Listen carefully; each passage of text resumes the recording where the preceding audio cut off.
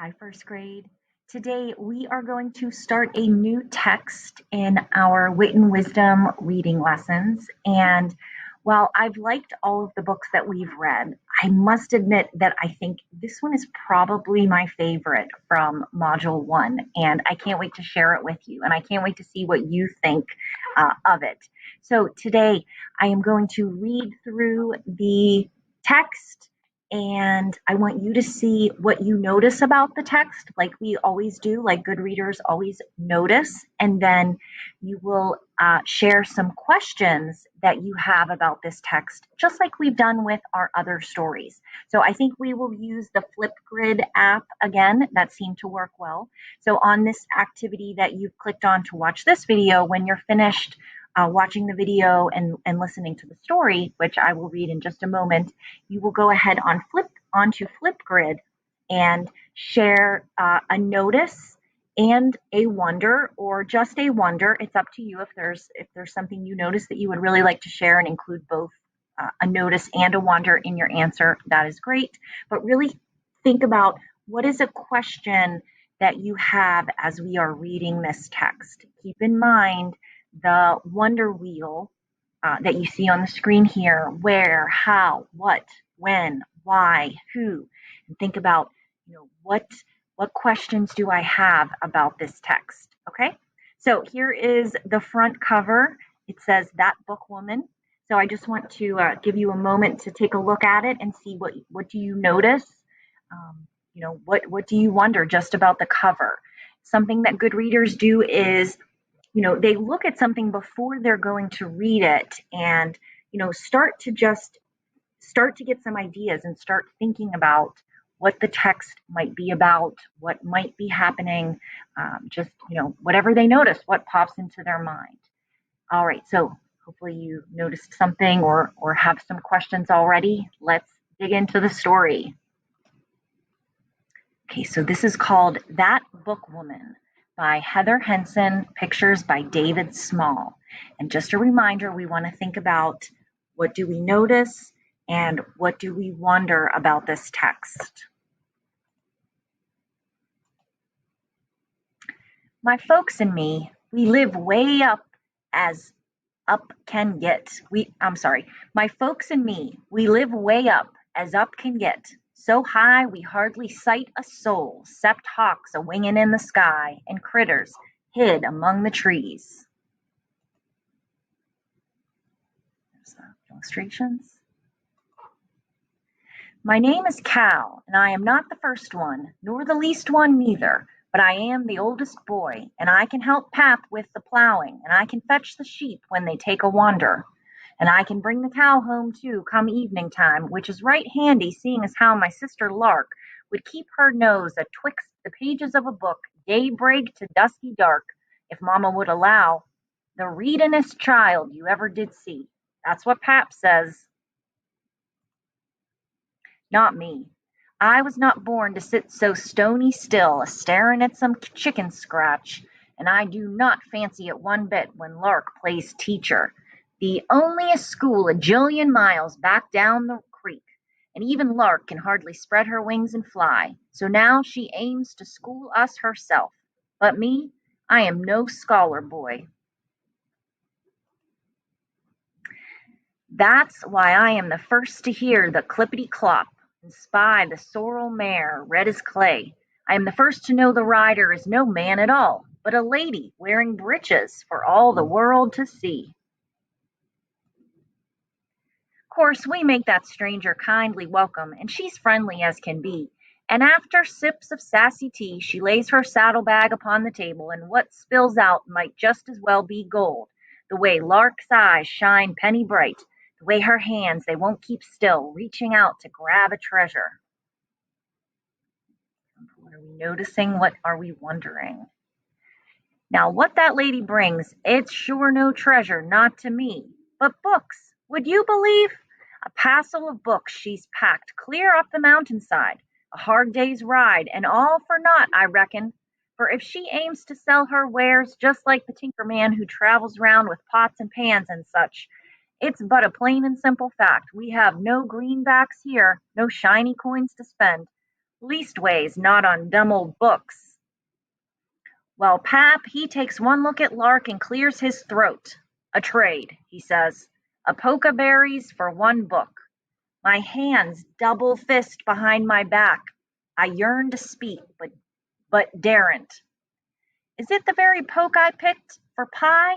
Not books? Or I'm sorry, it is the very poke I picked for pie, not books. To my surprise, that lady shakes her head real firm. She will not take a poke of berries, nor a mess of greens, nor anything Pap names to trade. These books are free as air. Not only that, why, 2 weeks to the day she'll come again to swap these books for more. Now me, I do not care one hoot for that bookwoman, for what that bookwoman has carried round, and it would not bother me at all if she forgot the way back to our door. But here she'll come right through the rain and fog and cold. That horse of hers sure must be brave, I reckon. Comes on a time the world turns white as Grandpap's beard. The wind it shrieks like bobcats do deep inside the dark of night. So here we sit tucked round the fire. No thought to howdy-do's this day. Why, even critters of the wild will keep a hid, come snow like this. But sakes alive, we hear a tap, tap, tap upon the window glass, and there she be, wrapped tip to toe. She makes her trade right through the crack to keep us folks from catching cold. And when Pap bids her stay the night, she only shakes her head. My horse will see me home, she says. There's the picture. I stand a spell to watch that bookwoman disappear, and thoughts they go a swirlin' round inside my head, just like the whirly flakes outside our door. It's not the horse alone that's brave, I reckon, but the rider too. And all at once I yearn to know what makes that bookwoman risk catching cold, or worse. I pick a book with words and pictures too, and hold it out. Teach me what it says. And Lark, she does not laugh or even tease, but makes a place, and quiet like, we start to read.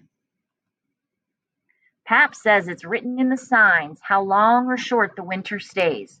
This year the signs they all foretold of deepest snow, of cold eternal. And even though most days were tight as toes pinched into buttoned shoes, I do not mind. A puzzlement, I know, but true. There's Cal. It's nigh on spring before that bookwoman can stop to visit a spell, and Mamma makes a gift, the only precious thing she can, her recipe for berry pie, which is the best grub earthly. Not much I know for all your trouble, Mamma says, and then her voice goes low with pride, and for making two readers out of one. I duck my head and wait until the very last to speak my mind. Wish there was something I could gift you too. That bookwoman turns to look at me with big dark eyes. Come here, Cal, she says real gentle, and I come close. Read me something. I open up the book I'm holding, a new one brought this very day. Just chicken scratch, I used to figure, but now I see what's truly there, and I read a little out. That's gift enough, she says, and smiles so big it makes me smile right back. All right. So that was That Bookwoman.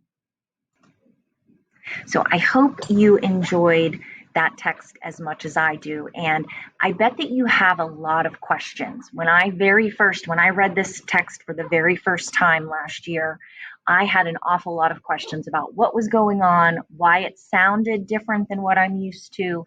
So you do have a copy of this text at home. It was in your second supply box. So feel free to look at the pictures, and we will talk a lot more about this text and what's going on.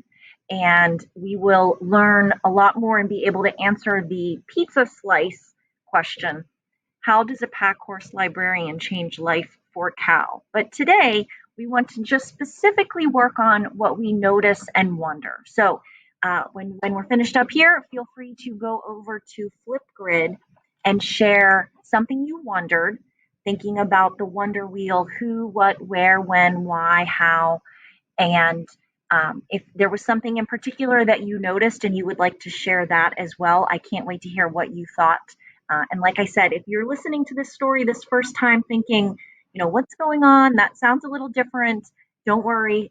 We will talk a lot about this text. And, as what good readers do always is go through a text and figure out what is happening and, learn and understand and have it make sense. So we will work on that. But Flipgrid, feel free to share a notice. Please share a wonder. And I can't wait to hear what you thought. All right. Thanks.